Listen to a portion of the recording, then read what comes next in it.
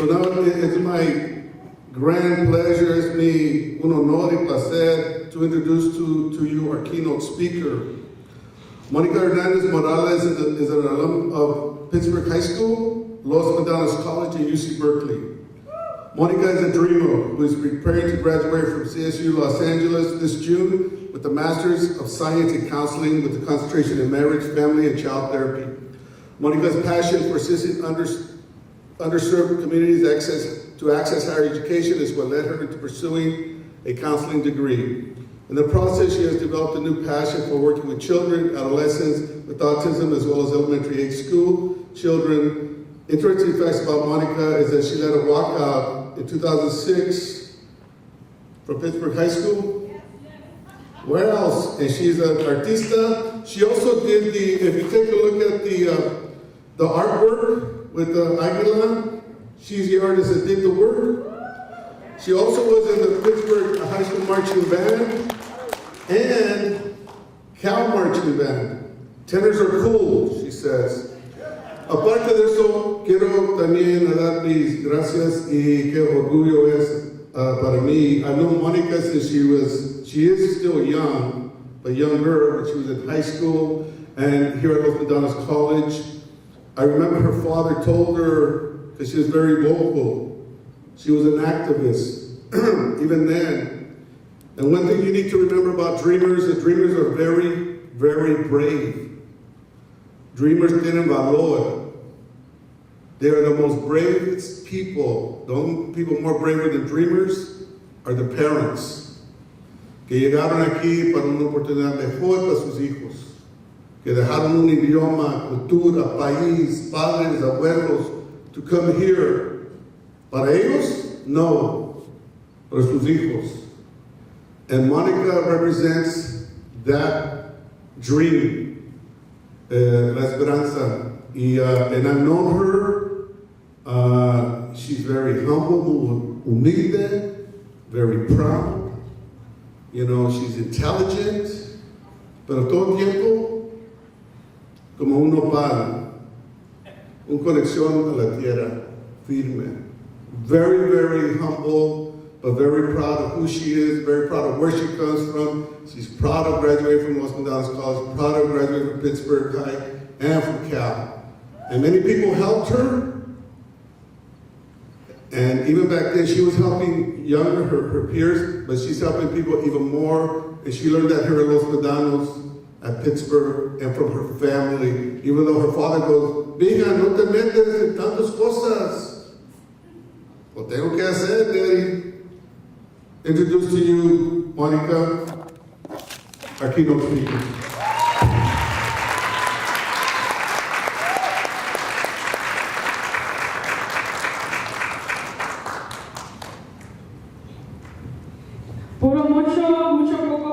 I'm nervous, estoy nerviosita tantito, pero aquí, a ver, ¿verdad? Buenos días, miro muchos padres y eso me da mucha felicidad, porque un aplauso a los padres, porque a veces son los padres los que nos detienen tantito, o como decía Paul, que mi papá me decía, ay, otra vez te vas al chisme. El chisme era andar allá gritando y diciendo, sí se puede, ¿verdad? Empiezo con, otra vez, mi nombre es Mónica Hernandez-Morales y no soy ni de aquí ni de allá, ni de allá ni de aquí. Ya no sé ni de dónde soy, la verdad, porque, you know, like I was saying, I'm not from here nor there, simply because I'm always moving, looking for better opportunities. You know, the first time I moved, it wasn't because I wanted to per se, but I kind of went along with it. La primera vez que me mudé no era por gusto, sino que tenía que seguir en la familia, ¿verdad? Pero me mudé de Michoacán a Pittsburgh y luego de Pittsburgh a Berkeley cuando a continuar mi educación y ahora estoy hasta Los Ángeles. Gracias. And today, I wanted to share my struggle as an undocumented graduate student and activist My undergraduate, the financial obstacles were there, but it was much easier, to get scholarships, support, and everything else. I got UC Berkeley paid for with scholarships. And just when I thought that the struggle was over, I found myself struggling as I had never done before. Por terca, stubborn. That's what my parents called me. They said that. Mis padres me dicen que soy terca. Pero my advisor, he said, you're not stubborn, you're persistent. Eres persistente, no eres terca. Así es que todos los tercos no son tercos, son persistentes. For all of you stubborn, you're not stubborn, you're persistent. I know. Applause for you, persistent people. I decided to apply to graduate school knowing there was very few resources and scholarships for us dreamers pursuing higher education. DACA at the time was not out there yet. The Dream Act, the California Dream Act, was barely, coming out. And after being told by a university here in the Bay Area that I would not be accepted into their university because of my status, I embarked on my journey of struggles, graduate student status. After this pseudo defeat, I began emailing advisors telling them my story and, of course, my concerns. They were all extremely helpful. They were counselors. They were there to listen, support, and provide as much support, that they could. One of them said, hey, we have an undocumented student in our program. I'm going to connect you with her. That definitely helped. That's why I chose to go to Cal State LA. I came across the Cal State LA program and I fell in love with it. I didn't think about money, I didn't think about home, I didn't think about job. All I thought about was getting into the program that I fell in love with. And I fell in love with this program because it included the family in the counseling system. It wasn't just student to school. It was student to school to parent. And for me, working with parents was one of my motivations to go into the counseling system to change that, because we need more parents. Necesitamos a los padres que se involucren. Y por esa razón, fue que yo me entré en este programa de Los Ángeles, porque incluían a la escuela, al estudiante y al padre para ayudar al estudiante a que alcance sus sueños, ¿verdad? So, I wanted to go there. I didn't have money, no scholarships, nothing. My mom tried to convince me to stay, telling me, hey, your little cousin's going to be born in a couple months. Tu primita va a nacer, quédate aquí, no te vayas, ¿para qué te vas? That was the nice part, porque luego me dice, pues tú no quieres ir a hacer lo que, disculpe la palabra, lo que la chingada gana te dé, ¿verdad? So basically my mom thought that I wanted to leave home because I wanted to do whatever I wanted. Of course, that was part of it, right? I wanted to go pursue this dream. So that is what I wanted. Of course, again, to a Mexican mom, para una madre mexicana, el dejar ir a su hija, su única hija, es el peor de los. Es una pesadilla. It's a nightmare to let go of your daughter. Being out there by yourself, 6 hours away, no sabes cómo va a estar, la preocupación. Ahora entiendo a mi madre, ¿verdad? Pero ella también entendió que me tenía que dejar ir. Y luego se dio cuenta de que me fui, pero mi corazón se quedó con ella. I left, but my heart stayed with my mom. So I never really left.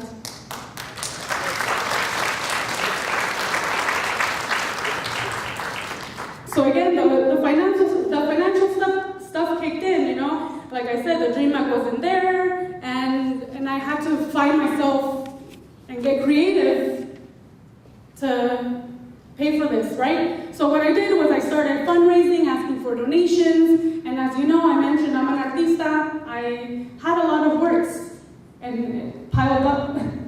I didn't want to let them go, but someone said, why don't you sell your artwork? So of course, I did an art auction, and that was very hard because it was me giving away pieces of my heart for money to pay for my education. And then I, you know, with the help of my family, friends, and supporters, and even my parents, they helped me do yard sales. I know they didn't want to let me go, but eventually they also supported. I was able to make enough money to pay for the first quarter at Cal State LA. So I had money to pay for tuition for the first quarter, but I had no home. I reached out to the Dreamer Networks in LA to help me find a place, a job, and any other resources that would help me in my transition and new journey. I was hopeful that my community would come through for me, but instead, I received vague replies or no replies at all. Determined to reach my goal, I moved to LA. No home, and only hope for things to work out. I jumped off the cliff, hoping wings would grow on the way down. Luckily, I didn't crash and burn. The day before, as I was flying to LA, one of my friends in Berkeley told me, hey, you can stay in my room in East LA while I stay here in the Bay. So un amigo me ofreció quedarme en su cuarto, ya que no encontraba nadie más que me quisiera ayudar. Me dijo, te puedes quedar en mi casa gratis. O sea, ya libré una, ¿verdad? Tenía para pagar el primer tiempo ahí y tenía casa gratis por un tiempo. So the next thing I came across was finding a job. Having no social security and of course being afraid of working without one led me to look for a job that paid cash. And that was in the callejones. ¿Quién conoce los callejones? Okay. Those are the alleys in LA, selling jewelry.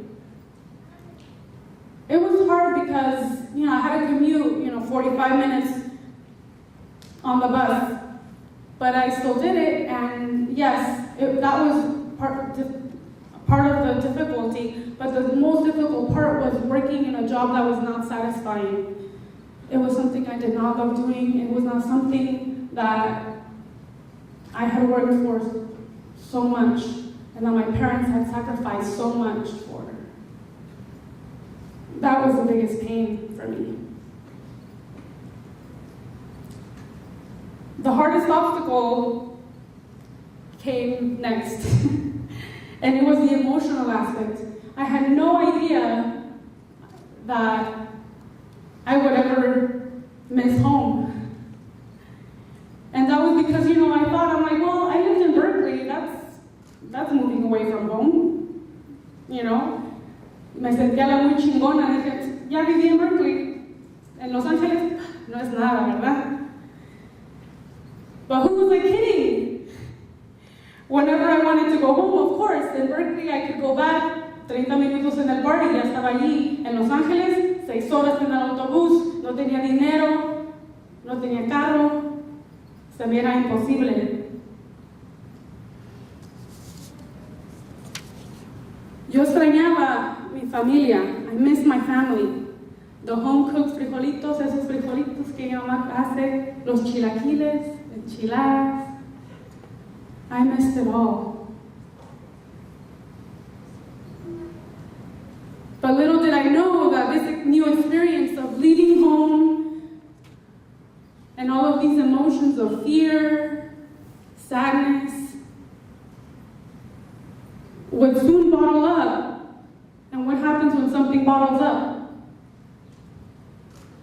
it explodes, right? That explosion resulted in my first anxiety attack. I learned what it was in one of my diagnosing classes a quarter or so later. I had no idea what this was. The night after my birthday, I felt like I was dying. I couldn't breathe. I was suffocating. I had never felt like this before.